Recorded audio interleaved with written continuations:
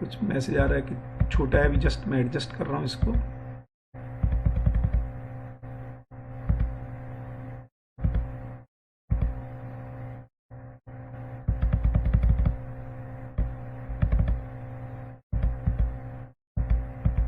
तो मानव सहज प्रयोजन के ऊपर पूरी चर्चा चल रही है। लास्ट में मैं किस तरह से जीवन विद्या का जो प्रस्ताव है वो भिन्न है ना, बाकी के भौतिकवाद और आदर्शवाद से, और किस तरह से मुझे उसमें भिन्नता दिखाई देती है, उसके ऊपर मैंने एक छोटा सा प्रेजेंटेशन बनाया। तो इसको उसके बाद हम लोग कर लेंगे।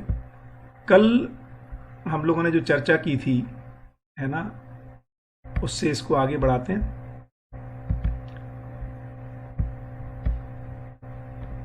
तो ज्ञान अवस्था में मानव ही चारों अवस्थाओं का दृष्टा है।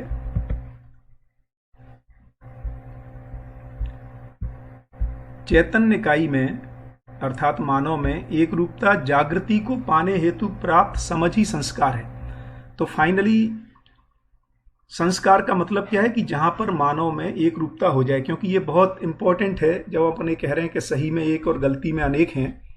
क्योंकि अभी तो विज्ञान और आजकल के उसमें हम ये पहुंच गए कि सही गलत किसी का अपना अपना ही होता है ना, it's a matter of perception.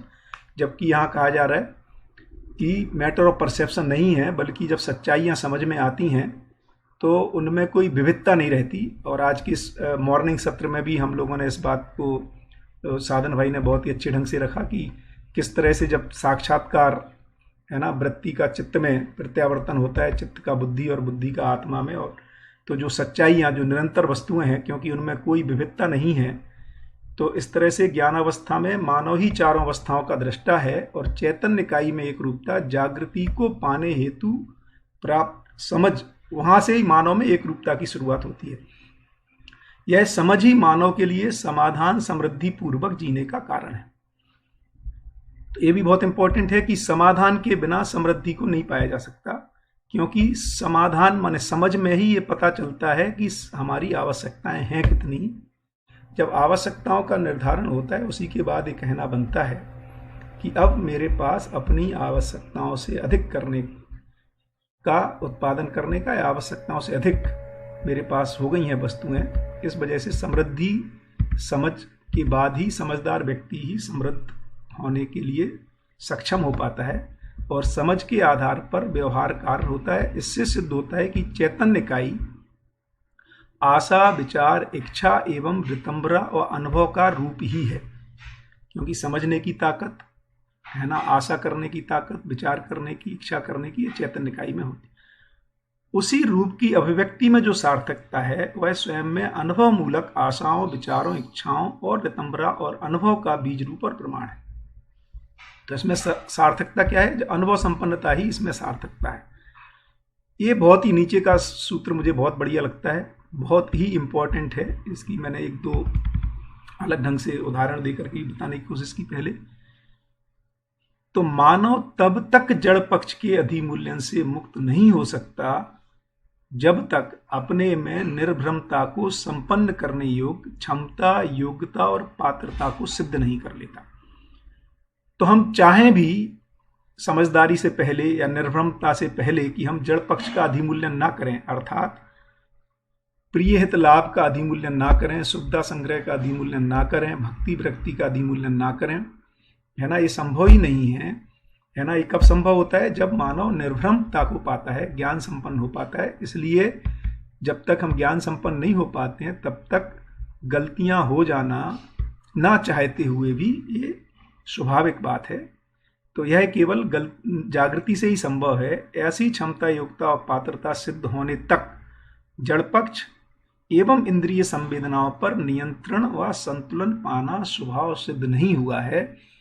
और ये पूज्य बाबा जी ने बहुत ही अच्छे से, यदि आप लोगों ने खैर पढ़ा ही होगा, जीवन विद्या एक परिचय, उसमें लगभग जहाँ तक मुझे याद आता है पेज नंबर 9 पर उन्होंने लिखा है कि कोई भी व्यक्ति ये नहीं चाहता कि उसके मन में ऊट पटांग विचार आए, और कार्य तो करना ही नहीं चाहता, और सामान्य व्यक्ति भी नहीं चाहता। तो ये तो निश्चित ही है कि जो साधक है, जो साधना रत है, जो किसी अच्छे मार्ग पर चलने के लिए प्रयासरत है, वो तो बिल्कुल ही इसको नहीं चाहता। लेकिन जब तक माने साधना विधि की यदि बात करें तो जब तक वो समाधि को नहीं पा जाता तब तक उसमें उल्टे पुल्टे विचार नहीं आते हों, ऐसा हो नहीं पाता है। और उन स्थितियों में कभी कभी जो होना होता है वो हो ही जाता है। तो इस तरह से कह रहे हैं कि जागृति से पहले तक जड़ पक्ष का अधिमूल्यन से मनुष्य मुक्त नहीं हो पाता है ना। इस वजह से उन जड़ पक्ष पर या इंद्रिय संवेदनाओं पर, माने वस्तु और इंद्रिय संवेदनाओं पर नियंत्रण और संतुलन पाना सिद्ध नहीं हो पाता है, क्योंकि भ्रमित विधि से। इसलिए इस बात को इसलिए भी रखा कि हमें, माने ऐसी जब घटनाएं घटती हैं तो हमें एक अपने में एक दया दृष्टि, क्षमा दृष्टि होने की आवश्यकता है, क्योंकि भ्रमित विधि से मानव शरीर से सुख पाने की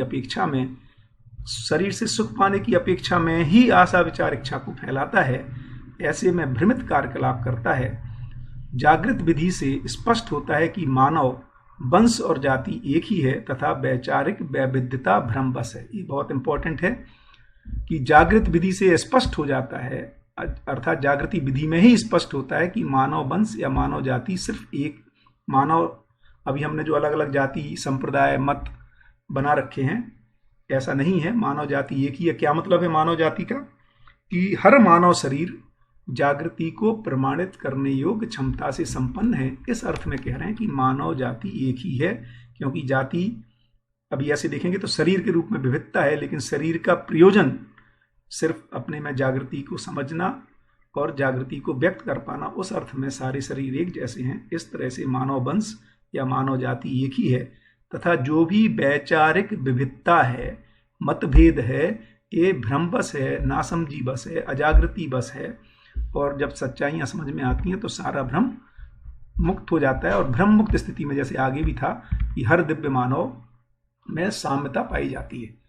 उदाहरण के रूप में जैसे कह रहे हैं कि भ्रमित मानव, तो भ्रमित मानव में कैसी वैचारिक विविधता रहती है कि जैसे एक भ्रमित मानव कुछ समय तक उदार चित्त रहता है, परंतु कुछ काल के पश्चात कृपण हो जाता है ना। इसी प्रकार विभिन्न दिशाओं में विपरीत कार्य संपन्न करता हुआ मानव जीवन भ्रमित मानव परिलक्षित होता है।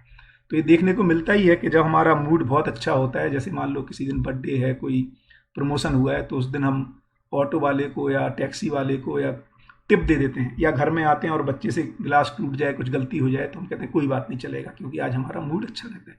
लेकिन वही व्यक्ति जब उसका मूड ठीक नहीं है तो वो कृपण हो जाता है ना। जो लाखों का दान देता है, कई बार ऑटो वाले से 25 रुपए पे लड़ाई लड़ लेता है। तो इस तरह से ये दिखता है कि भ्रमित मानव कुछ समय उदार चित्त रहता है, परंतु कुछ काल के पश्चात कृपण हो जाता है। इसी प्रकार की विपरीत कार्य संपन्न करता हुआ और भी आयामों में और भी दिशाओं में उसका दिखता है।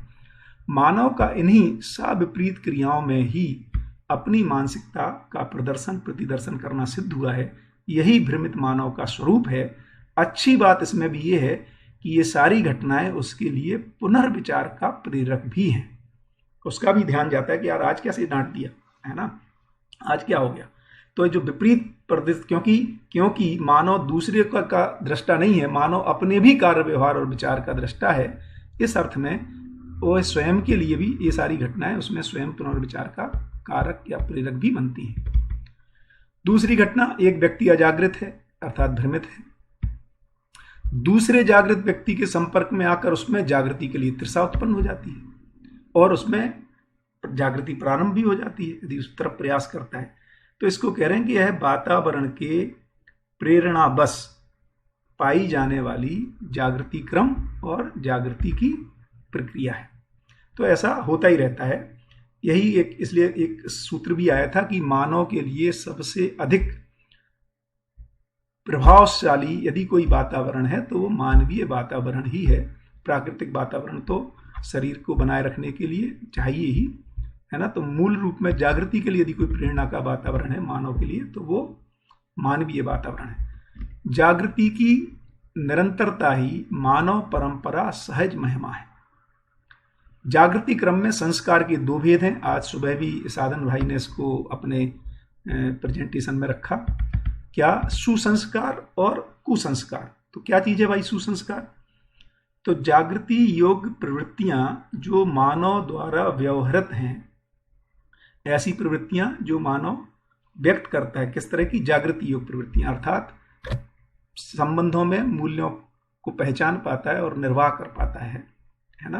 या न्याय धर्म सत्यपूर्ण दृष्टि से काम कर पाता है, तो जागृति योग प्रवृत्तियां जो मानव द्वारा व्यवहृत हैं तथा विचार रूप में अवस्थित हैं, है ना, समृद्ध समाधानित अथवा सार्थक प्रवृत्तियां ही सुसंस्कार है। इसी को सुसंस्कार कह रहे हैं। कुसंस्कार क्या है? जीवों के सदृश जीने की जो प्रवृत्ति है, अर्थात जो 4 विषयों में जीने की प्रवृत्ति है या 4 विषयों से ही निरंतर सुख को खोजने की जो प्रवृत्ति है, उसको कुसंस्कार कह रहे हैं। विकास की ओर कुंठित करने वाली प्रवृत्तियां, जो विकास को रोकती हैं, ऐसी प्रवृत्तियां जो मानव द्वारा व्यवहृत हैं या विचार रूप में है उसमें, अर्थात जो ह्रास की ओर गति योग प्रवृत्तियां हैं एवं विचार हैं, यही कुसंस्कार है। समस्त सुसंस्कार, कल भी ये चर्चा आई थी कि संस्कार यदि सुसंस्कार है अर्थात सही अर्थ में स्वीकृतियां हैं तो वो कोई बाधा नहीं है। समस्त सुसंस्कार अंततो गत्वा प्रवृत्तियां एवं इच्छा के रूप में परिवर्तित होकर समय स्थान एवं अवसर पाकर कार्य क्रिया व्यवहार एवं अनुभूति के रूप में प्रमाणित होते हैं। जो आज साधन भाई ने बहुत अच्छी बात रखी थी कि जब चित्त में साक्षात्कार होता है, वृत्ति चित्त की ओर जब प्रत्यावर्तित होती है और चित्त बुद्धि की ओर जब प्रत्यावर्तित होता है तो अवधारणाएं बनती हैं। उन अवधारणाओं को ही अपन सुसंस्कार कह रहे हैं, है ना।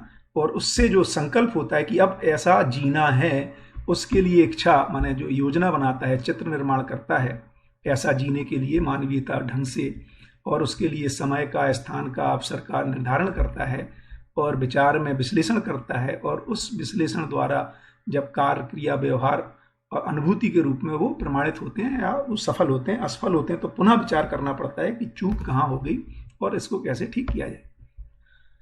तो मानव ने, इसलिए ये भी बहुत इंपॉर्टेंट बात आई थी आज के मॉर्निंग के सेशन में कि एक बार अवधारणा बनने के बाद उसको जीने के लिए डिजाइन बनता ही है, और जीने के बाद ही वो हमारे अनुभव में फलित होता है ना, और प्रमाणित होता है। इस तरह से अनुभव संपन्न होने के लिए अध्ययनगामी विधि में जीना एक आवश्यकता है ना। और श्रवण मनन निधिध्यासन का भी मुझे तो बहुत ही अच्छा लगा था, बहुत ही भैया ने अच्छे से रखा है ना, कि किस तरह से श्रवण की शुरुआत का क्या मतलब है ना।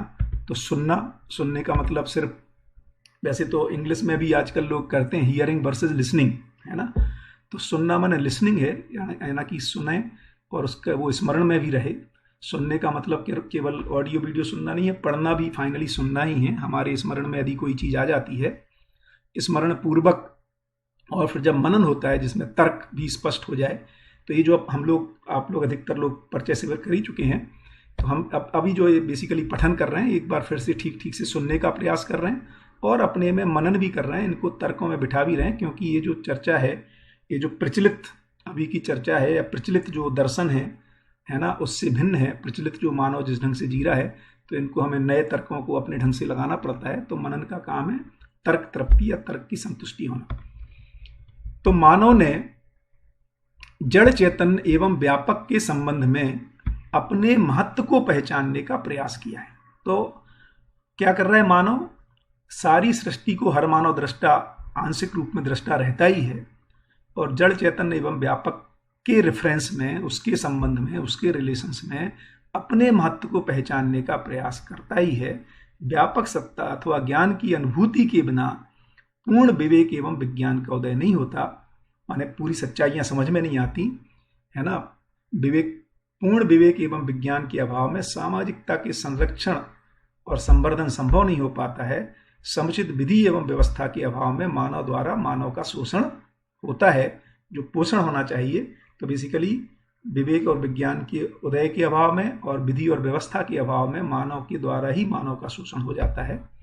तो पूर्ण विवेक एवं विज्ञान के उदय के अभाव के कारण जो जैसा है उसे वैसा समझने में मानव असमर्थ होता है, और यही भ्रम का कारण है। तो फाइनली भ्रम क्या है? तो भ्रम इतना ही है कि हमारे में पूर्ण विवेक और विज्ञान का उदय नहीं हो पाता, और पूर्ण विवेक और विज्ञान का उदय नहीं हो पाने के कारण हम सच्चाइयों को समझ नहीं पाते, और फिर भ्रमित होकर के हमसे गलतियां होती हैं। सर्वप्रथम मानव स्वयं को समझना ही चाहता है, पर उपरोक्त वर्णित असमर्थता के कारण स्वयं का सही मूल्यांकन नहीं कर पाता। इसी स्थिति को पूर्व में भ्रांत के नाम से परिचित कराया है, जिसमें भ्रांत शब्द आया था, भ्रांत पद, है ना। शोषण क्रिया इसी भ्रांति स्थिति का परिणाम है। अतः जागृति की ओर प्रवृत्त होने के लिए एक मानव की सार्थक प्रयुक्ति यही है। ये बहुत ही लास्ट का है ना जो पैराग्राफ है, क्योंकि कई लोगों ने इसको पूछा भी कि भाई करना क्या है जागृति के लिए, है ना। तो जागृति की ओर प्रवृत्त होने के लिए एक मानव की सार्थक प्रयुक्ति यही है कि वह अपने से जागृत मानव के निर्देश, आदेश एवं संदेश की ओर अपनी ग्रहणशीलता को अभिमुख बनाए रखे। केवल इसी प्रक्रिया से मानव सृष्टि में अपने महत्व को जानने और पहचानने में सफल होता है, जिसको मैंने कहा कि मानवीय वातावरण बहुत ही महत्वपूर्ण वातावरण है और अध्ययन इम्पोर्टेंट है। और अध्ययन के लिए, अध्ययन अध्यापन के लिए परस्पर एक दूसरे के साथ सहयोगी होना, है ना, और एक विकसित जागृत व्यक्ति का सहयोग, सानिध्य उपलब्ध होना, ये बहुत ही महत्वपूर्ण काम है। अपने महत्व को जानने और पहचानने पर ही विश्राम सहज उपलब्धि संभव है। तो इस तरह से ये जो चैप्टर है ये कंप्लीट होता है ना। और बहुत ही जहाँ से शुरू किया कि मानव सहज प्रयोजन क्या है, तो विश्राम ही मानव सहज प्रयोजन है। और विश्राम की स्थिति मानव में श्रम का विश्राम तभी महसूस होता है जब जो वो उपलब्धि चाहता है और जिस उपलब्धि को पाने के लिए श्रम करता है वह उसको उपलब्ध हो जाए। तो मानव का तो उपलब्धि है ना सुख, शांति, संतोष, आनंद या समाधान, समृद्धि, अभय, सहस्तित्व ही है। उसको पाने के लिए सारी सृष्टि को, माने ब्रह्म मुक्ति को पाना होता है ना। और सृष्टि में जो सच्चाइयाँ हैं, निरंतर सच्चाइयाँ, उनको पहचानना होता है। और उसको पहचानने का एक उपाय अध्ययन है। और अध्ययन केवल किताब नहीं है, अध्ययन मानव के साथ संबंध पूर्वक ही सफल होता है। इस तरह से ये पूरी बात अपन ने रखी। बहुत बढ़िया। तो इससे अब दो काम है। एक तो कोई भी क्वेश्चन आप भेज सकते हैं, है ना। और जब तक कि कुंठित करने वाली, बलजीत भाई लिख रहे हैं, कुंठित करने वाली प्रवृत्तियों को समझाएं, है ना। तो कुंठित करने वाली प्रवृत्ति का यही मतलब है कि हमारे में उत्साह निरुत्साह में बदल जाए। क्या उत्साह? कुंठा का मतलब है कि हमारे में उत्साह जो था वो निरुत्साह में बदल गया। क्यों ऐसा हो गया? क्योंकि मैंने जिनसे जो अपेक्षा की थी वो अपेक्षा पूरी नहीं हुई। अब ये बहुत ही महत्वपूर्ण मुद्दा है, क्योंकि अपेक्षा करने वाला तो मैं हूं। और यदि वो अपेक्षा पूरी नहीं हुई, इसका मतलब जिससे मैंने अपेक्षा की मेरे मूल्यांकन में चूक हो गई, है ना, मेरे मूल्यांकन करने में गलती हुई। इसलिए मैंने जिससे जो अपेक्षा की या अपने से ही जो अपेक्षा की उसमें मैं खरा नहीं उतरा, या वो अपेक्षाएं फलित नहीं हुई। इसमें कुंठित होने की बजाय एक लर्निंग फेज में हमें जाना चाहिए कि मेरे मूल्य में अपना ही ठीक से मूल्यांकन नहीं कर पाया, या अपनों का मूल्यांकन नहीं कर पाया, या जिसका जो ऐसा मूल्यांकन किया वैसा नहीं निकला।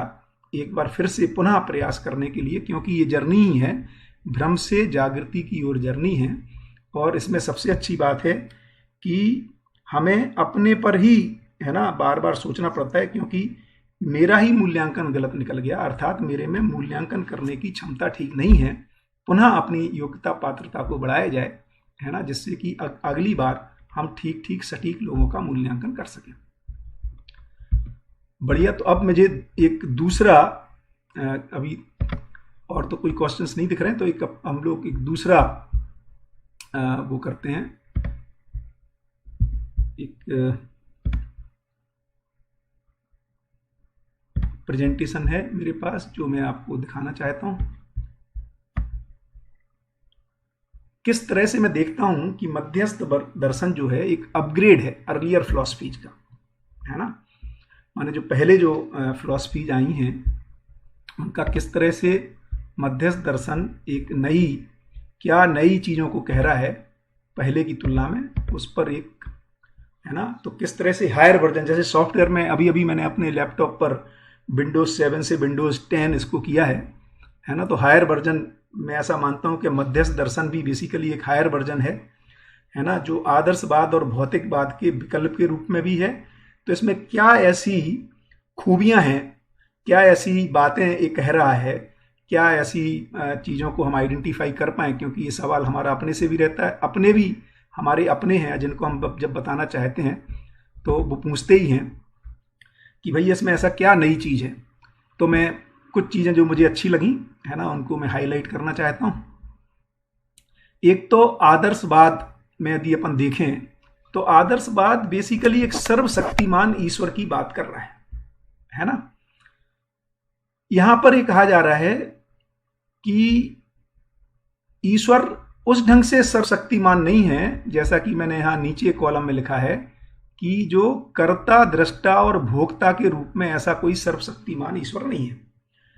एक मजेदार बात है हमारे माने ईस्टर्न फिलॉसफीज में हम ईश्वर को दो ढंग से बात की गई है।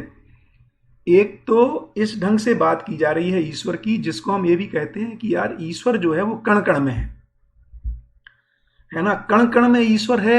इससे ऐसा लगता है कि एक फैली हुई वस्तु है कोई ईश्वर। लेकिन हमारी दूसरी मान्यताएं ईश्वर को लेकर के व्यक्तिवादी भी मान्यताएं हैं, क्योंकि हम उसमें एक व्यक्ति का आरोपण भी करते हैं है ना। और हम ऐसा मानते हैं कि कोई वो एक बहुत श्रेष्ठ व्यक्ति के रूप में कोई है जो हमारे ऊपर कृपा दृष्टि करेगा, जो जन्म मृत्यु डिसाइड करता है, जो लाभ हानि डिसाइड करता है, जो यश अपयश डिसाइड करता है।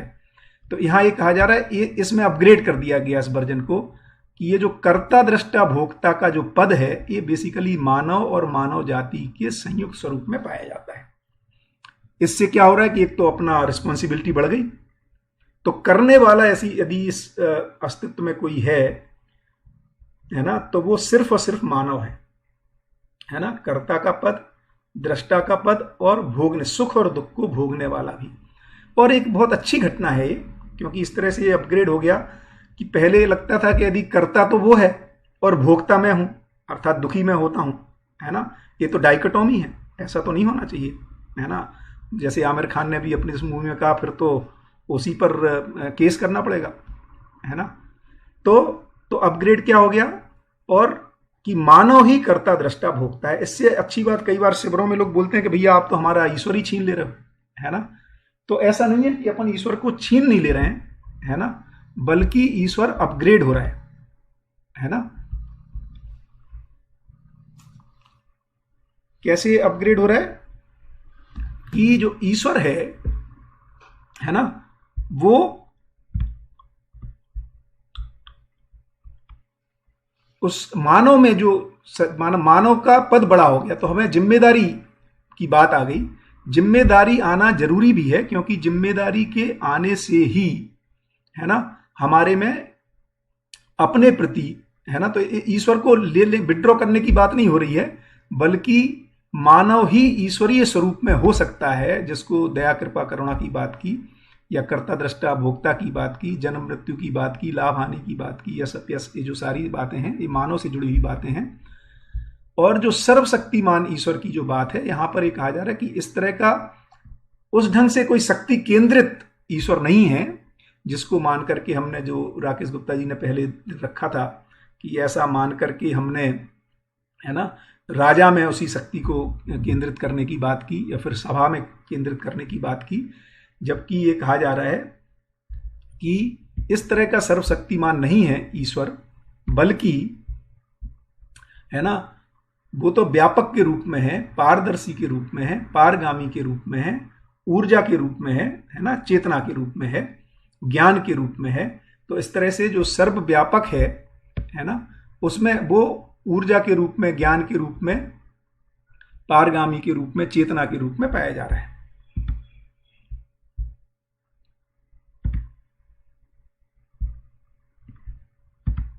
एक मिनट, मेरी दूसरी स्लाइड कहाँ गई भाई? I am just learning this app, so let me see where I have put that. हाँ, दूसरा आदर्शवाद से जो किस तरह से अपग्रेड हुआ है, आदर्शवाद ये कह रहा है ब्रह्म सत्य और जगत मिथ्या। तो यहां क्या कह रहे हैं? ब्रह्म माने जो ईश्वर है वो तो सत्य है। सत्य का मतलब जिसमें कभी कोई परिवर्तन नहीं होता, है ना, एक समान बना रहता है, एक जैसा नित्य सत्य शुद्ध बुद्ध, है ना, बना ही रहता है। लेकिन अपग्रेड कहां होगा? जगत शाश्वत के रूप में अपग्रेड हो गया। तो जगत कैसा है? जगत शाश्वत है, जगत भी निरंतर बना रहता है। जगत माने प्रकृति, है ना। तो व्यापक भी, ईश्वर भी हमेशा बना हुआ है और प्रकृति रूपी इकाइयां भी निरंतर बनी रहती हैं, है ना। जगत शाश्वत है, इकाइयां अविनाशी हैं, जितनी भी इकाइयां हैं, चाहे वो मिट्टी हो, पेड़ हो, पत्थर हो, लोहा हो, चांदी हो, इनमें रूप परिवर्तन तो होता है ना। इसलिए ऐसा भी कहा कि हर इकाई का धर्म है। मानव का धर्म जिस तरह से सुख धर्मी है, हर पदार्थ का धर्म अस्तित्व है, मतलब अपने को बनाए ही रखता है, बना ही रहता है। तो एक अपग्रेड क्या हुआ, जगत मिथ्या नहीं है, जगत शाश्वत है, इकाई अविनाशी है। और दूसरी चीज कही जा रही है, इंपॉर्टेंट चीज, परमाणु व्यवस्था की मूल इकाई है ना। ये बड़ा इंपॉर्टेंट है कि व्यवस्था की मूल इकाई क्या है, परमाणु है, और परमाणु में ही विकास होता है, और जड़ परमाणु ही चैतन्य हुआ है। देखिए, मानव जाति तो अस्तित्व को, जैसा पहले भी आया कि मानव तो अस्तित्व को समझने का प्रयास करता ही रहता है, करता ही रहा है।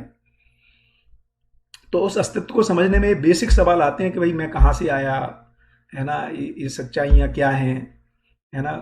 तो अभी तक यदि आदर्शवादी ढंग से देखें तो अलग अलग जगह अलग अलग प्रतिपादन है, जिसमें कह रहे हैं कि इकाइयों का जो बनाने का काम है वो ईश्वर ने कहीं किया, है ना। किसी धर्मों में कह रहे हैं कि 6-7 दिन के अंदर आज ईश्वर का कुछ मन हुआ तो कुछ बनाया, अगले दिन कुछ और बनाया, ऐसे ऐसे कुछ कुछ उत्पत्ति कह रहे हैं।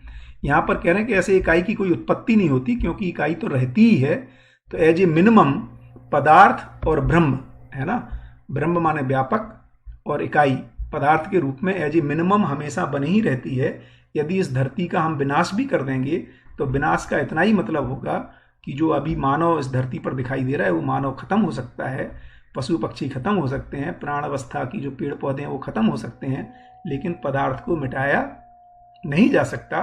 तो ब्रह्म और पदार्थ, है ना, इसीलिए कल भी मैंने बात की थी कि फिर वही पदार्थ, है ना, प्रकट होता है प्राण अवस्था में, क्योंकि उसमें बीज में जो पूर्ण है, व्यापक रूपी पूर्ण में गर्भित हैं सारी इकाइयां, इसलिए पूर्णता की ओर प्रयास, है ना, दिशा एक बना ही रहता है। तो इस तरह से आदर्शवाद से यहाँ पर एक कुछ चीजें मुझे जो अच्छी लगी, जो भिन्न कही जा रही हैं। और क्या भिन्न कहा जा रहा है, आदर्शवाद, और इसमें ये कहा जा रहा है कि जागृति के लिए मध्यस्थ दर्शन कह रहे हैं कि मानवीय वातावरण ही सबसे अधिक प्रभावशील वातावरण है। जबकि अधिकतर, मैंने पूरा आदर्शवाद तो नहीं पढ़ा, इसलिए मैं ये कहना थोड़ा सा मेरा ज्यादा हो जाएगा, बट जितना छोटा मोटा मुझे पता है उसमें कहीं ना कहीं ईश्वर कृपा की बात करते हैं कि ईश्वर कृपा जरूरी है। यहाँ ये कह रहे हैं कि ईश्वर कृपा या ईश्वर प्रेरणा सभी को समान रूप से बिना भेदभाव के प्राप्त ही है ना। तो इसलिए अपने अपने ऊपर ही अपनी कृपा होने की जरूरत है। ईश्वर कृपा है ही, क्योंकि व्यापक के रूप में ईश्वर सबको बिना किसी भेदभाव के समान रूप से, है ना, बल्कि अपनी ही पात्रता अनुसार इकाई उसको व्यक्त कर पाती है। तो अपनी ही पात्रता विकास करना है, अपनी योग्यता का विकास करना है, अपनी क्षमता को पाना है ना। उसके लिए यहाँ पर जो बेसिक बात की जा रही है कि ईश्वर को रिझाने की बात नहीं है, क्योंकि ईश्वर उस ढंग से वो व्यक्तिगत स्वरूप में नहीं है कि जिसको खुश किया जाए, है ना। ईश्वर तो साम्य सत्ता के रूप में प्राप्ति है, और ईश्वर को यदि हम एक दिव्य मानव के रूप में पहचाने तो उसको कोई रिझाने का मतलब नहीं है। वो तो हमेशा दया कृपा करुणा के साथ ही है, क्योंकि वो व्यापक के लक्षणों से युक्त हो जाता है ना। यही बेसिकली पूर्ण में गर्भित होने से पूर्ण जैसे लक्षण उसमें आ जाते हैं। हम सब भी इसी के प्रयास में हैं। तो ईश्वर कृपा प्रेरणा सभी को प्राप्त है। एक्चुअली दूसरे ढंग से देखें तो ईश्वर ही वो वस्तु है या वास्तविकता है जिसके लिए जो हमें प्राप्त ही है। उसका सिर्फ इसीलिए कहा भी है, प्राप्त वस्तुओं का सहवास होता है और प्राप्त वस्तु का सिर्फ अनुभव होता है। तो इसलिए तो ईश्वर का तो सिर्फ अनुभव ही करना मात्र है। दूसरी चीज अलग क्या कही जा रही है कि देखिए, मानव लक्ष्य, है ना, आदर्शवाद में मानव लक्ष्य को मोक्ष, भक्ति, विरक्ति या स्वर्ग नरक की बात कही है। जबकि इस अपग्रेडेड वर्जन में यदि मैं इस तरह की भाषा का यूज करूं तो ये कहा जा रहा है भैया भ्रम मुक्ति ही मोक्ष है ना। जन्म मरण से मुक्ति की बात नहीं कर रहे हैं, क्योंकि जन्म लेना और शरीर को छोड़ देना कोई अपने आप में पीड़ा की बात भी नहीं है, कोई बंधन ही नहीं है। बंधन तो मेरी मानसिकता में है, नासमझी में है ना। ये भी एक मजेदार बात है।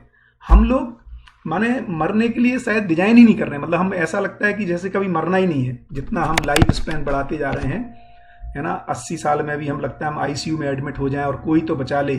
ये भी समझ में नहीं आता कि और 6 महीने बचने के बाद करने क्या वाले हैं। क्योंकि अधिकतर जब मैं अपने सोसाइटी में आसपास देखता हूं तो बहुत सारे बुजुर्ग लोग तो ऐसा लगता है सिर्फ टाइम पास कर रहे हैं, है ना।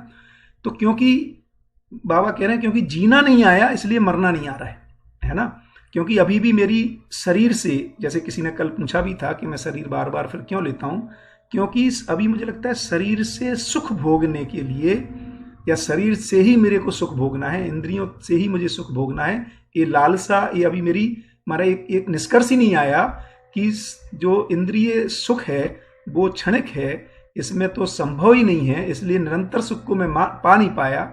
ये भी बात ठीक ही है जो मैंने लास्ट पैराग्राफ पढ़ा कि जब तक उससे बड़ी चीज नहीं मिलती है, जड़ के आस्वादन से आदमी उसके अधिमूल्यन से मुक्त नहीं हो पाता। शायद यही कारण है कि हम लोग शरीर को, है ना, किसी भी उम्र में छोड़ने की बहुत अच्छी स्थिति में नहीं आ पा रहे हैं, बट ज्ञान संपन्न होने के बाद मुझे लगता है ऐसा नहीं होगा। तो जन्म मरण से मुक्ति को मोक्ष नहीं कह रहे, यहां कह रहे ब्रह्म मुक्ति ही मोक्ष है ना। तो फाइनली ब्रह्म मुक्ति ही मोक्ष है। और एक और चीज मुझे ऐसे याद आ रही है कि देखिए अभी भी अपनों के बीच में जो शरीर छोड़ने का सुख है, अब आजकल ये मानसिकता में नहीं रहा, पहले मुझे लगता है कई जगह था भी, है ना, कुछ परंपराओं में कि हम अपनों के बीच, है ना। अभी तो क्या आईसीयू में जहां मिलने भी नहीं दिया जा रहा, कभी कभी कोई जा पाता है, एक आध व्यक्ति कोई रहता है उस समय साथ में, और कब शरीर छोड़ देते हैं तो अपने, क्योंकि हमारी तैयारी नहीं है शरीर को ठीक से छोड़ने की। तो इस तरह से यदि देखेंगे तो जो ब्रह्म मुक्ति है उसको मोक्ष कह रहे हैं ना। तो जो जहां पर शरीर का से जो दबाव है, जड़ जगत का दबाव काफी संयत हो जाता है, नियंत्रित हो जाता है। और यहां पर लक्ष्य को कह रहे हैं समाधान समृद्धि अभय सहस्तित्व ही लक्ष्य है, अर्थात अखंड समाज सार्वभौम व्यवस्था मानव लक्ष्य के रूप में है, ना कि, है ना, भक्ति विरक्ति स्वर्ग नरक। और ये कह रहे हैं कि स्वर्ग धरती ही स्वर्ग बन सकती है, धरती को ही स्वर्ग होना है फाइनली। स्वर्ग कोई दूर कहीं, है ना, स्पेस में ऐसी कोई चीज मिली भी नहीं। और हमें लगता था नरक की कामना हम करते थे कि जमीन के अंदर कहीं नरक है ना, 7 नरकों की बात की है किसी किसी दर्शनों में। तो जमीन को तो हमने बहुत खोद के देख लिया, ये पता नहीं चलता है कि वहां पर कोई नरक है। और वैसे भी नीचे ऊपर का भी डिजाइन बड़ा अजीब है। यदि धरती ऐसे गोल है और, है ना, भारत वाला इधर खड़ा हुआ है और अमेरिका वाला नीचे खड़ा हुआ है, तो भारत वाले के लिए ऊपर इधर है और अमेरिका वाले के ऊपर तो जो हमारे लिए नीचे है वो है, और हमारे लिए जो नीचे है ना, उसके लिए वो ऊपर है। तो बेसिकली ठीक से जब देखते हैं तो ऊपर स्वर्ग है, नीचे नरक है, ऐसा कोई डिजाइन निकल के आता नहीं है।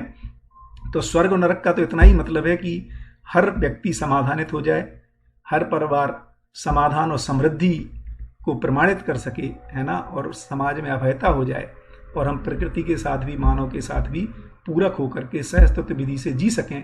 इस तरह से ये जो अपग्रेडेड वर्जन है ना, मध्यस्थ दर्शन आदर्शवाद के रूप में, यदि अब भौतिकवाद की तुलना में देखें, है ना, तो भौतिकवाद तो ईश्वर को मानता नहीं है, उसको उसके अनुसार तो इकाई ही सब कुछ है, जीवन नाम की तो कोई चीज है नहीं, है ना, जो शरीर से भिन्न कोई हो, जो आज साधन भाई ने भी बात की।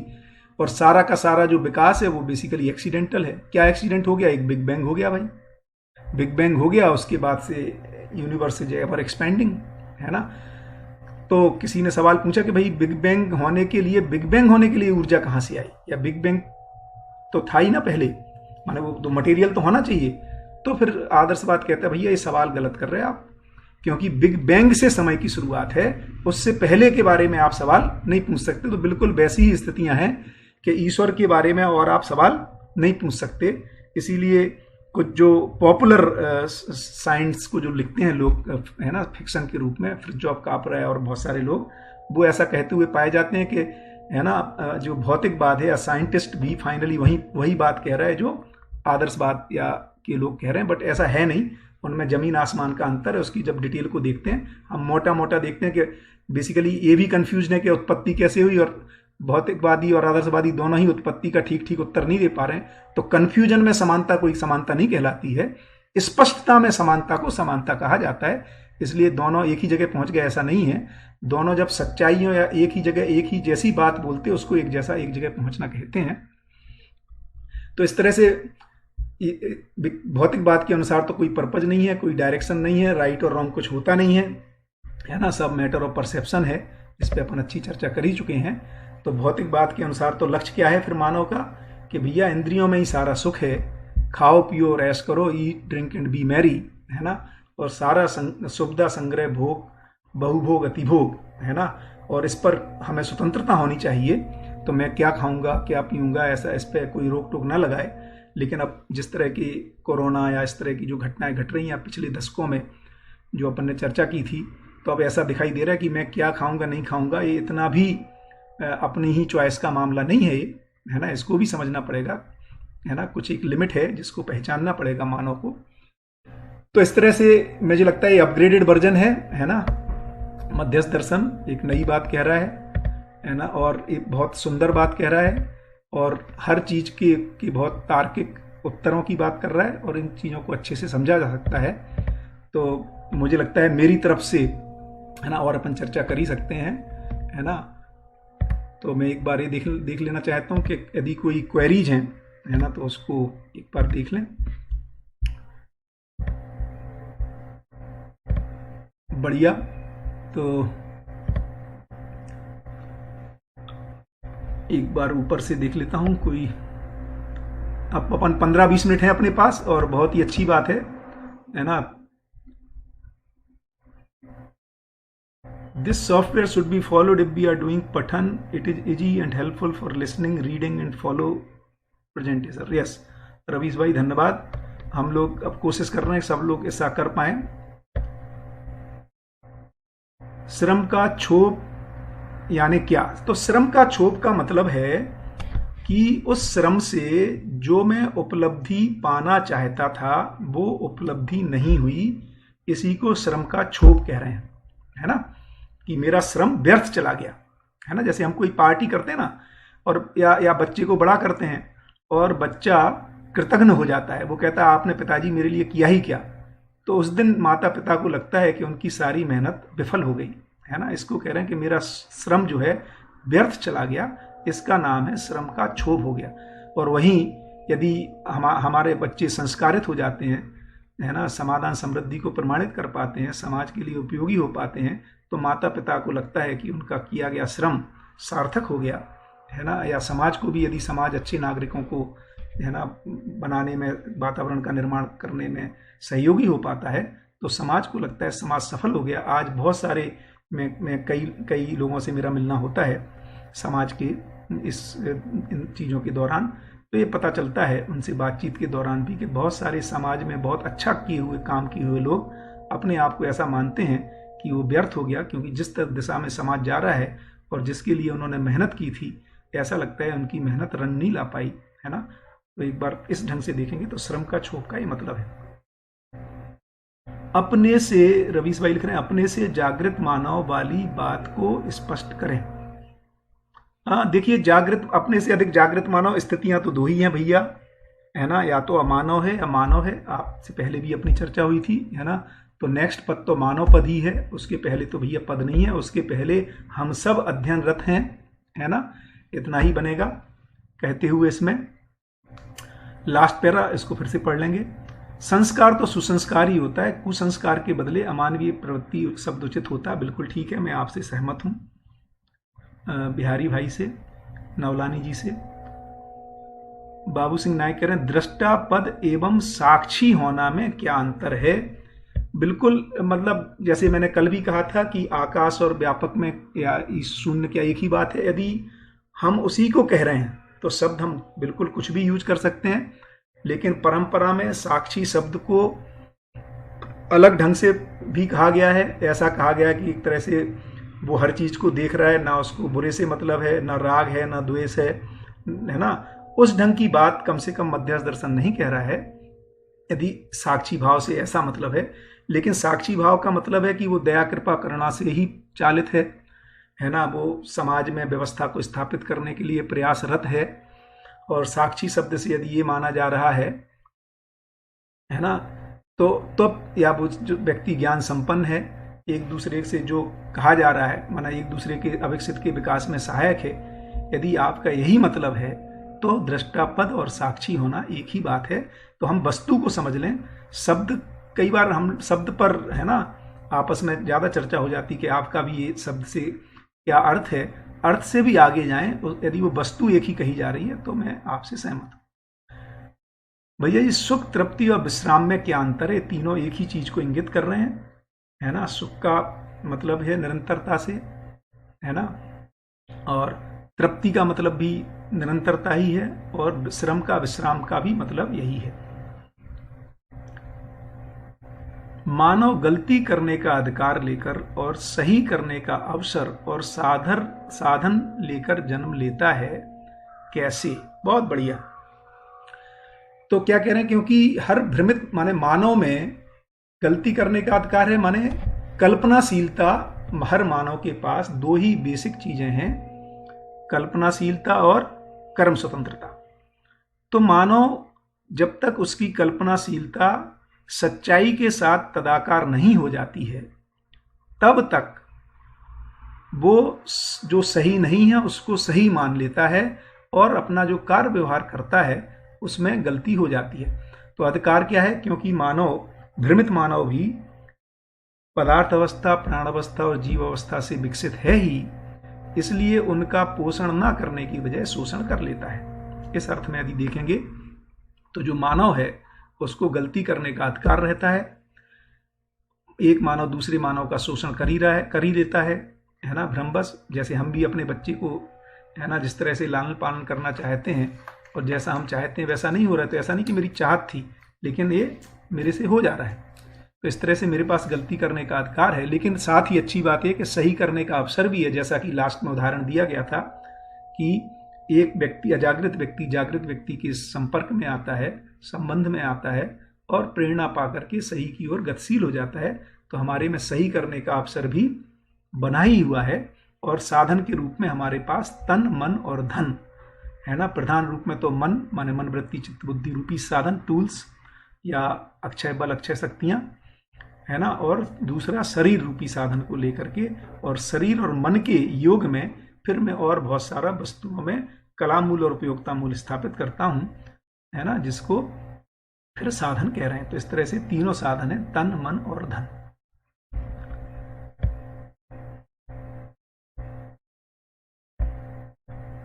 राम कुमार जी कह रहे हैं, भैया नमस्ते, मेरे कल के प्रश्न पर कृपया आप प्रकाश डालें। मैं सुबह के सेशन में नहीं था। प्रश्न यह है कि परमाणु में संकोचन प्रसारण में वृद्धि से परमाणु का गठन पूर्णता में विकास को हम कैसे समझें? तो भैया गठन पूर्णता इसको कह रहे हैं, ये अपन अपनी सूचना के रूप में इसको रख सकते हैं कि जब भी यदि तीन तरह की गतियां हैं परमाणु में। एक गति है जिसको कह रहे हैं वर्तुलात्मक गति, माने जो परिवेश के जो चारों ओर चक्कर लगाते रहते हैं अंश, या जैसे धरती जब सूरज का चक्कर लगा रही है, इसको कह रहे हैं वर्तुलात्मक गति, है ना। और एक गति होती है जो धरती अपनी धुरी पर घूमती है, जिसको जब धरती अपनी धुरी पर घूमती है, इसी को कह रहे हैं घूर्णन गति, है ना। तो और इन दोनों के योग में जब धरती सूरज की तरफ घूमती है तो कभी धरती सूरज के पास आती है, दूर जाती है, ऐसा नहीं होता कि एकदम पूरा राउंड, सर्कुलर राउंड है। तो इसमें एक कंपन पैदा होता है इन दोनों के योग में होने से। एक जो कंपन है, उस कंपन, जब कंपनात्मक, इसको संकोचन प्रसारण कह रहे हैं, तो जब कंपनात्मक गति अधिक हो जाती है एक सीमा से, जैसे कि मैंने उस दिन उदाहरण दिया था कि यदि हम, है ना, मतलब ये उदाहरण तो जड़ जगत का है कि यदि हम किसी उसमें गड्ढा करते हैं, है ना, कंक्रीट को तोड़ने के लिए, तो बेसिकली क्या करते हैं, वाइब्रेटर चलाते हैं। तो वाइब्रेटर क्या करता है, वाइब्रेशन को बढ़ाता है, कंपनात्मक गति बढ़ा देता है। तो उनमें जो बंधन, अणुबंधन रहता है, जो आपस में एक दूसरे को पकड़े रहते हैं, है ना, वो टूट जाता है। तो जैसे ही कंपनात्मक गति अधिक होती है, तो ये कह रहे हैं कि गठन पूर्णता में जब परमाणु गठन पूर्ण होता है, उसी समय उसमें कंपनात्मक गति बढ़ जाती है। इस फलस्वरूप वो और दूसरे परमाणुओं के साथ भार अणुबंधन से मुक्त हो जाता है, और अणुबंधन से मुक्त होकर के स्वयं का एक अपना गतिपथ बनाता है और आशा के बंधन से युक्त हो जाता है। इस तरह से इसको बता रहे हैं। जड़ परमाणु ही चैतन्य होता है। बहुत बढ़िया, बलजीत भाई लिख रहे हैं, क्या मेरे शरीर को जो जीवन चला रहा है ये तो अब गठनपूर्ण परमाणु है? बिल्कुल ठीक है। तो ये जीवन परमाणु भी कभी जड़ परमाणु ही रहा होगा? ये भी बिल्कुल ठीक है। जो विकसित होते हुए यहां तक आया है, ये बिल्कुल ठीक, आपका सोचना एकदम सही है। ये जो मैं और आप या जितने भी पशु शरीर में जो जीवन है या मानव शरीर में जीवन है या मानव और पशु शरीर जिन जीवनों ने अभी नहीं लिया है ना, वेटिंग में है जो, है ना, एक शरीर छोड़ने के बाद दूसरे शरीर के रूप में, तो ये सारे के सारे परमाणु ही किसी समय जड़ रहे होंगे, ऐसी संभावना ही है, और किसी एक समय में ये जड़ परमाणु ही चैतन्य हुए हैं। ये बात आपकी बिल्कुल ठीक है। हर पल हम श्रम के फल को देख सकते हैं। बिल्कुल प्रतिभा बहन लिख रही, बिल्कुल ठीक बात है। कम से कम जो विचार रूपी श्रम है, जो कल्पना रूपी श्रम है, उससे तो हम सुखी दुखी इमीडिएटली होते ही हैं। जैसा कि साधन भाई ने भी कहा था कि सबसे अधिक हमारे लिए सुख और दुख कारक है वो हमारे ही विचार, हमारी ही कल्पनाएं हैं, और हमारी कल्पना, हमारे विचार, है ना, इसका फल और हमारी समझ यदि ठीक है तो हमारे पास निरंतर फल के रूप में, हमारे पास सुख के रूप में बना ही रहता है। कार्य और व्यवहार के नियम क्या हैं, है ना, तो कार्य और व्यवहार के नियम है, कार्य का नियम है समृद्धि से जुड़ा हुआ। तो कार्य का नियम जो समृद्धि से जुड़ा हुआ नियम है, इसका मतलब है कि यदि जब हम प्रकृति के ऊपर कार्य करें तो उसमें जो प्रकृति में एक आवर्तनशीलता है, देखिए बहुत ही ब्यूटीफुल डिजाइन है। जैसे प्रकृति में एक पानी का, है ना, प्रकृति में एक पानी का साइकिल है, वाटर साइकिल जिसको अपन कहते हैं। ऐसे देखेंगे तो, है ना, पानी जो है पोर्टेबल वाटर धरती पर सिर्फ और सिर्फ 3% है, 97% तो सैलाइन वाटर है, समुद्री, जिसमें नमक ज़्यादा होता है, समुद्र के रूप में है। इस 3% में भी देखेंगे तो 2% वाटर जो है वो अंडरग्राउंड है ना, जिसको अभी हमने काफ़ी खाली कर दिया। 1% वाटर है जो एबव ग्राउंड है, उसमें भी 0.66% जो है वो आइस कैप के रूप में है, बर्फ के रूप में हिमालय पे या पर्वतों पर जमा हुआ रहता है, और समय समय पर गर्मी बढ़ने से वो नदियों के रूप में बहता हुआ हमें दिखाई देता है। तो जो कार्य का नियम है, अर्थात नियम ये कहता है कि यदि हमें पानी को उपयोग करना है तो हम इसकी जो साइक्लिसिटी है उसको बनाए रखते हुए जो 0.33% वाटर है वो भी पूरी मानव जाति के लिए कई गुना अधिक है ना। लेकिन हम क्या करते हैं, बारिश में आए हुए पानी को, नदी नाले तालाब के पानी को तो दूषित कर देते हैं, प्रदूषित कर देते हैं। उसको जब बारिश होती है रेन वाटर हार्वेस्टिंग नहीं करते हैं, उसको जाने देते हैं और वो समुद्र में मिल जाता है या गंदा हो जाता है, और फिर हम अंडरग्राउंड वाटर निकालते रहते हैं और सब जगह फिर वाटर टेबल क्रमशः अपन देख रहे हैं कि नीचे जा ही रही है। तो कार्य का नियम तो हुआ कि हम प्रकृति में जो चक्रीयता है, साइक्लिसिटी है, जो आवर्तनशीलता है, उसको पहचानते हुए अपनी आवश्यकताओं को पूरा कर लें, है ना। ये तो एक बात हुई। व्यवहार के नियम क्या है, तो व्यवहार का नियम है कि परिवार में जो व्यवहार का नियम है कि मानव एक दूसरे के संबंध को पहचाने, मूल्यों को निर्वाह करे, है ना। तो साथ संबंध है, उसमें निश्चित मूल्य हैं, तो मूल्यों का निर्वाह करना ये व्यवहार के नियम है ना। और समाज में यदि देखेंगे तो स्वधन, स्वनारी, स्वपुरुष और दयापूर्ण कार्य व्यवहार, है ना। स्वधन, स्वनारी, स्वपुरुष और दयापूर्ण कार्य व्यवहार, ये व्यवहार के नियम के रूप में हमें पता लगता है। तो जैसे मैं बात कर रहा था, कार्य में भी देखें तो हम पानी की टंकी अपने घर में कहाँ बनाते हैं, तो नॉर्मली हम छत पर या ऊंचाई पर बनाते हैं। नेचर को देखें तो कितनी ब्यूटीफुल डिजाइन है, उसने ऑलरेडी पानी की टंकी पहाड़ों पे बना रखी है, बर्फ के रूप में जमा है, और हमें तो टुल्लू पंप लगाना पड़ता है, माने एक एनर्जी को यूज करना पड़ता है, और उसने सोलर पंप के रूप में टुल्लू पंप लगाया हुआ है। तो अब जब आप देखेंगे तो आप गदगद हो जाएंगे, है ना, प्रकृति की इस व्यवस्था को, और हम ना समझी बस उसमें जो साइक्लिसिटी है उसको यूज नहीं कर रहे हैं। ऐसे ही मानव के व्यवहार को अपने को पहचानना चाहिए। बहुत बढ़िया। तो ये जो बुक किसी ने पूछा, ये बुक नहीं है जो मैं अभी प्रेजेंटेशन दे रहा था, मैंने ऐसे ही पावर पॉइंट में कुछ बनाया, मुझे लगा इसको रखूंगा आपके साथ, ये अब आपके पास अवेलेबल ही रहेगा। निर्बीज विचार क्या है ना, रेखा बहन पूछ रही हैं। तो निर्बीज और सबीज, मैंने कहा कि ये बेसिकली परंपरा में आया हुआ शब्द है, और ऐसा मानते रहे कि सबीज विचार का मतलब है जिससे मुझे फिर से जन्म लेना पड़ेगा, है ना। जन्म को लेने को हम लोगों ने ठीक नहीं माना है परंपरा में। यहाँ पर ये कह रहे हैं कि जो सबीज विचार है वो भ्रमित मानव का जो विचार है वो सबीज विचार है, या शरीर की इंद्रियों से सुखी होने का विचार है वो सबीज विचार है, और जो मानवीयतापूर्ण विचार है वो निर्बीज विचार है, जिसमें शरीर लेना नहीं लेना कोई दिक्कत नहीं है। भ्रम मुक्त विचार ही निर्बीज विचार है, अपने पराये से मुक्त विचार है। सर्व शुभ के अर्थ में जो विचार है वो निर्बीज विचार है।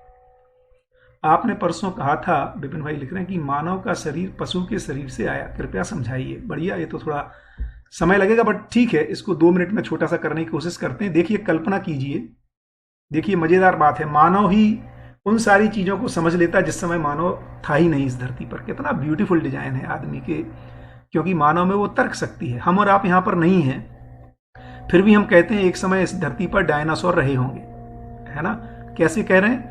क्योंकि जब हम खुदाई करते हैं, जिस तरह की हड्डी के स्ट्रक्चर दिखाई देते हैं, बहुत सारे तर्क लगा के और कुछ एविडेंस देख के मानव अपनी कल्पना में सारी सच्चाइयों को जानने की ताकत रखता है। तो कल्पना करें कि इस धरती पर पहला मानव कैसे आया होगा, या मानव के पहले पेड़ पौधे पशु पक्षी रहे ही होंगे। ये हमारी कल्पना में आता है, क्रमशः विकास को देखते हैं तो ऐसा आप ध्यान देंगे तो आपको समझ में आएगा कि इसके अलावा कोई ऑप्शन नहीं दिखाई देता। और डिटेलिंग में बात की जा सकती है, किसी समय करेंगे, है ना। बहुत बढ़िया, क्योंकि इससे वो सारे प्रश्नों के फिर उत्तर होते हैं कि, है ना, जो पूछते रहते हैं लोग कि मुर्गी पहले की अंडा, है ना।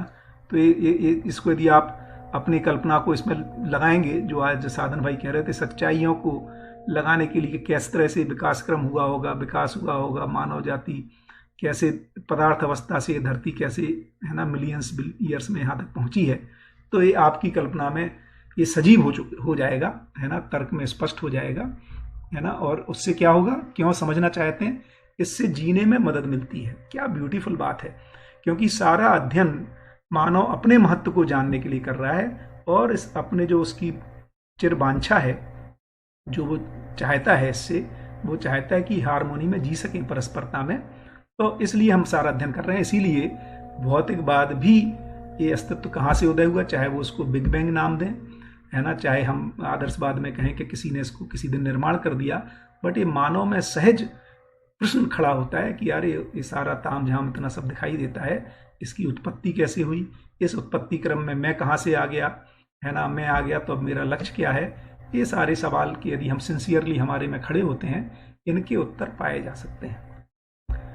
बढ़िया। साक्षात्कार क्या है? तो साक्षात्कार चित्त में होने वाली क्रिया है जिसमें निरंतर सच्चाइयां पता लगती हैं। हर्षद भाई पूछ रहे हैं, हर्षद भाई नमस्कार। तो बिल्कुल साक्षात्कार का देखिए, तो चित्त में चित्रण द्वारा इच्छा जो हम करते हैं, तो मानव जीवन में दोनों तरह की सच्चाइयों को देखने की क्षमता है, जो निरंतर परिवर्तनशील सच्चाइयां हैं। इनको स्थूल भी कहा है ना। ये जल्दी से दिखाई देती हैं, जैसे बढ़ता हुआ पेड़, मानव का शरीर, है ना। तो हमें ये तो दिखता है कि हमारा बच्चा बड़ा हो रहा है, लेकिन बच्चे में अंदर क्या घटना घट रही है, अर्थात उसकी आशा विचार इच्छाओं में क्या परिवर्तन हो रहे हैं, ये हमें दिखाई नहीं देता। उसके कार्य व्यवहार से हमें अनुमान लगाना पड़ता है। तो साक्षात्कार का मतलब है ऐसी सच्चाइयां जो इंद्रियों की सीमा में पकड़ में नहीं आती हैं, लेकिन ज्ञान की सीमा में हमें समझ में आ जाती हैं। जैसे जीवन का अमृत, व्यापक सत्ता का व्यापकता, है ना, और उसकी पारगामीयता, उसकी पारदर्शिता, और अस्तित्व में किस तरह से पूरा का पूरा अस्तित्व किस तरह व्यवस्थित है। हर इकाई का रूप, गुण, स्वभाव, धर्म, रूप और गुण जो है वो आंख से, इंद्रियों की सीमा में गुण का भी आंशिक रूप, मध्यस्थ गुण आंख से नहीं पकड़ में आता, सम विषम जल्दी दिख जाता है। तो बाकी की चीजें जीवन में, चित्त, बुद्धि और आत्मा में, तो चित्त में साक्षात्कार होता है उन सच्चाइयों का जो इंद्रियों की पकड़ में नहीं आ रही हैं, ज्ञान रूपी सच्चाइयां, और बुद्धि में अवधारणा या बोध, उसके बाद अनुभव, ये सब चीजें। तो साक्षात्कार में नित्य निरंतर सच्चाइयां पकड़ में आती हैं। बढ़िया। आश्लिष्ट शब्द सुबह के सत्र में प्रयोग किया गया, ये मुझे भी अभी याद नहीं है, उसको देखना पड़ेगा। आश्लिष्ट बेसिकली, अच्छा, ओह, सो साधन भाई ने यूज किया होगा, सुनीता बहन पूछ रही। आश्लिष्ट तो जो विश्लेषण में, है ना, जो लेयर्स हैं, जैसे छिलके ऑनियन की जो लेयर्स निकालते रहते हैं, ऐसे ही एक एक चीज का छिलका निकाल देना, है ना। मोस्ट प्रोबेबली ये मतलब रहा होगा इसका, माने एकदम उसका नीर छीर न्याय कर देना, या तर्क में एकदम स्पष्टता आ जाना, उसको आश्लिष्ट शायद शब्द यूज किया होगा। शशि कुमार तिवारी पूछ रहे हैं, भैया जी इस स्ट्रीमिंग के लिए कौन सा सॉफ्टवेयर? तो OBS सॉफ्टवेयर में यूज कर रहा हूँ, है ना। वो OBS free available open broadcasting software है, गूगल का ही है शायद, ये फ्रीली अवेलेबल है और अच्छा सॉफ्टवेयर है, इजी है। तो आनंद भाई कह रहे हैं कि ग्रुप स्टडी ऐसा लगता है संभव है विदाउट ट्रैवलिंग। बिल्कुल ठीक बात है। अमरीश भैया, भैया पाठक भैया के सेशन में एक बात आई थी कि सभी ग्रह आकाश में शून्याकर्षण में है, यह समझा दीजिए, क्योंकि सभी ग्रहों की अपनी ग्रेविटी है, तो फिर शून्याकर्षण कैसे। बहुत ब्यूटीफुल, क्या बात है अमरीश भाई। तो सारे ग्रहों की जो गुरुत्वाकर्षण है वो अपने ग्रह की सीमा में है। जैसे मेरे ऊपर गुरुत्वाकर्षण लग रहा है, लेकिन जब किसी को हम सैटेलाइट में भेजते हैं उसके ऊपर कोई गुरुत्वाकर्षण नहीं लगता है ना। तो जब वो सैटेलाइट जब धरती के चक्कर लगाने लगता है उस स्थिति में उसमें गुरुत्वाकर्षण नहीं लगता है। और धरती पर धरती एज ए होल पर कोई आकर्षण नहीं लगता है, नहीं तो धरती किसी तरफ खिंची चली जाती। क्योंकि यदि आप सिद्धांत को देखेंगे तो Gm1m2/r² है। तो विज्ञान और मध्यस्थ दर्शन जो बेसिक बात अंतर कह रहा है, विज्ञान ये कह रहा है कि इस छीना झपटी में बैलेंस बना हुआ है, मतलब कोई इसको यहाँ खींच रहा है, कोई वहाँ खींच रहा है, और सारे फोर्सेज हर समय कट जाते हैं और जीरो हो जाता है ना। बट यदि वो भी देखें तो कहे तो वो ही रहे कि इस पे इस समय कोई फोर्स नहीं लग रहा है। इवन आप जब न्यूटन का है ना फर्स्ट लॉ को देखेंगे कि यदि कोई चीज चल रही है तो चलती ही रहेगी जब तक उस पर कोई बल ना लगाया जाए, है ना। तो बेसिकली क्या कह रहे हैं कि शून्याकर्षण में जो गति स्थित हो जाती है वो हमेशा के लिए अक्षुण्ण हो जाती है, निरंतर बनी रहती है। तो धरती का अपना कोई भार नहीं है, धरती का मास जरूर है ना। तो वेट नहीं है, क्योंकि वेट कब आता है, जब मैं कोई बॉल को, जो हर इकाई धरती पर शून्याकर्षण में है, या सॉरी गुरुत्वाकर्षण में है, तो इकाई को जब हम रोकते हैं तो भार लगता है ना। लेकिन धरती चूंकि किसी की तरफ खिंच नहीं रही है, इसलिए धरती का कोई भार नहीं है, इसका मास जरूर है, वेट नहीं है। तो इस तरह से सारे ही ग्रह गोल है ना शून्याकर्षण में है, भारलेस स्थिति में पाए जाते हैं। मानव के साथ व्यवहार होता है या मानवेतर के साथ, तो व्यवहार मानव के साथ होता है और कार्य मानवेतर प्रकृति के साथ होता है। तो चैतन्य भाई कह रहे हैं कि ऐसा क्यों, बात ऐसा क्यों की नहीं है, बात सिर्फ ये है कि न्याय और कार्य को मैंने नामकरण किया है मानव ने। हम चाहें तो ये भी कह सकते हैं मैं पेड़ के साथ व्यवहार कर रहा हूँ, गाय के साथ व्यवहार कर रहा हूँ, उसमें भाषा की बात नहीं है, घटना क्या हो रही है उसको पहचान लेते हैं। तो व्यवहार ये कह रहे हैं कि मानव में जो मूल्य है, स्नेह, विश्वास, सम्मान, इसकी जो चाहत है उसको कह रहे हैं व्यवहार होना। हम मानव के साथ जब मूल्य विहीन ढंग से व्यक्त होते हैं तो हम मानव के साथ भी कार्य ही कर रहे होते हैं। और यही आजकल संबंधों में हमारी परस्पर पीड़ा भी यही है कि हम एक दूसरे के साथ कार्य प्रधान हो गए हैं, वस्तु प्रधान जी रहे हैं, ना कि मूल्य प्रधान, है ना। तो इसलिए जब मूल्यों के साथ जीते हैं उसको व्यवहार कह रहे हैं। चूंकि मानवेतर प्रकृति के साथ मूल्यों का आदान प्रदान संभव नहीं है, क्योंकि जो पशु जगत है, पेड़ पौधा है, उसमें वो ताकत नहीं है ना कि वो स्नेह, विश्वास, सम्मान, कृतज्ञता, गौरव को व्यक्त कर सके। ये बात जरूर है कि मानवेतर प्रकृति में भी मानव के संपर्क में आने वाला जो पशु जगत है, जिनको हम पालतू बना लेते हैं, है ना, उनमें एक लेवल का आंशिक स्वरूप में इस तरह का भाव हमें दिखाई देता है ना। सीमा बेन लिख रही, if this is truly sad when we think deeply about natural beauty and its व्यवस्था becomes overblown, which is very true, है ना। यदि हम इस तरह से व्यवस्था को पहचानते हैं तो बहुत ही सुंदर है। नीर चीरने अच्छा लगा, नमस्कार, बिल्कुल धन्यवाद, है ना, बढ़िया। तो मुझे लगता है समय भी हो गया, और बिल्कुल राकेश भैया को बहुत बहुत बधाई और शुभकामनाएं, विपिन जी के साथ हूं मैं, है ना।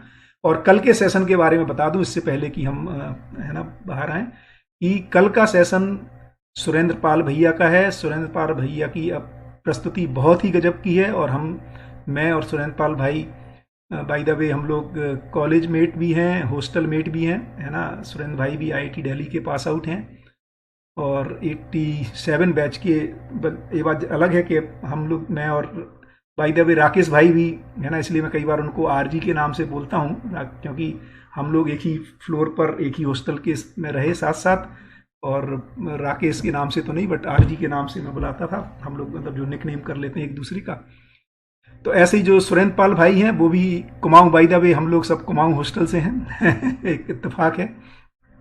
तो सुरेंद्र पाल भाई भी उसी में थे, फिर मैंने गेल ज्वाइन किया, उन्होंने भी गेल ज्वाइन किया, लेकिन मैं उनको नहीं जानता था उस समय। शेल में हमारी मुलाकात हुई। तो सुरेंद्र भाई की बहुत ही गजब की, है ना, प्रस्तुति रहती है, बहुत ही डाउन टू अर्थ, बहुत ही सिंपल भाषा में। तो मेरा ये आप सबसे अनुरोध रहेगा, और आप और भी लोगों को बोलें, सुरेंद्र भैया का सेशन कल अटेंड करें, है ना। 2 दिन